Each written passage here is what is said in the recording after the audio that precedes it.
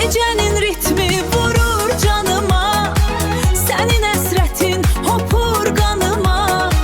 Bu ışıqlar, bu səs-küy yalan, axtarır qəlbim səndə bir liman. Sənin üçün darıxıram, o qədər darıxıram ki, sənin üçün darıxıram.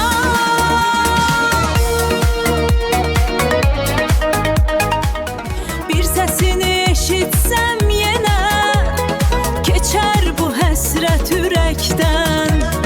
Kaş bilərdin necə sevirəm səni, eşqimlə yaşat bu anı. Necə sevirəm səni.